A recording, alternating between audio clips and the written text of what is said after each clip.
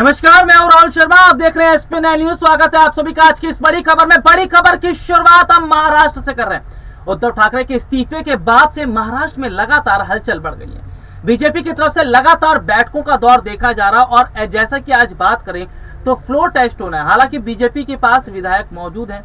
देवेंद्र फडणवीस ने कह दिया है कि भाई जीत हमारी तय है। उद्धव ठाकरे के इस्तीफा देने के बाद संजय राउत भावुक हुए हैं। संजय राउत ने भावुकता के साथ ये कहा है और बीजेपी पर निशाना साधा।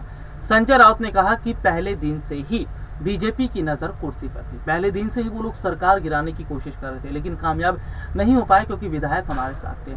ऐसे में उन्होंने कहा कि बीजेपी ने लालच दिया विधायकों को।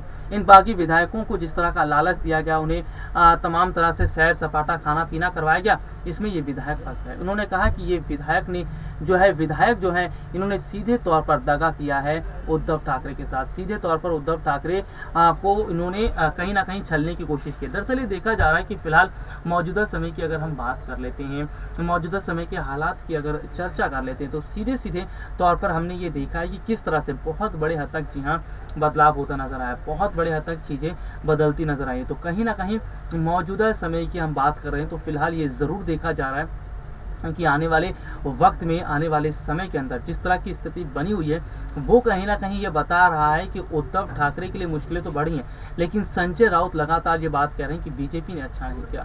बीजेपी को लगातार धमकाते चले जा रहे हैं, बीजेपी के खिलाफ लगातार बयान देते चले जा रहे हैं। तो क्या इसका कुछ फर्क पड़ता नजर आएगा? ये एक बहुत बड़ी बात तो रहेगी, लेकिन सीधे सीधे तौर पर हम ये देख रहे हैं, या सीधे सीधे तौर पर चीज़ों को हम समझ रहे हैं, तो ये है कि महाराष्ट्र में बीजेपी का प्लान कामयाब हो चुका है। महाराष्ट्र में बीजेपी का प्लान कामयाब होने के बाद अब ये जरूर देखा जा रहा है कि सबसे ज़्यादा जो मुश्किलें हैं वो बीजेपी को उठानी पड़ रही है। और क्या वाकई बीजेपी को ही इस तरह की मुश्किलों का सामना करना पड़ेगा? और बीजेपी को अगर मुश्किलों का सामना करना पड़ता है तो यहाँ पर हम देखेंगे कि लड़ाई आर पार दोनों तरफ देखी जा रही है। हालांकि उद्धव का पलड़ा कमज़ोर है, उद्धव ने हार मान ली है, लेकिन कहीं ना कहीं संजय राउत लगातार इमोशनली कार्ड खेलने की कोशिश कर रहे हैं, शिव सैनिकों को अपने साथ जोड़ने की कोशिश कर रहे हैं। तो क्या विपक्ष में रहकर संजय राउत बीजेपी के खिलाफ लड़ाई लड़ेंगे, उद्धव ठाकरे भी लड़ाई लड़ेंगे? ये एक बहुत बड़ा सवाल है। लेकिन जो हालात इस वक्त हैं वो सीधे तौर पर बता रहे हैं कि अब मुश्किलों का सामना जो है वो संजय राउत और ठाकरे परिवार को जरूर करना पड़ेगा।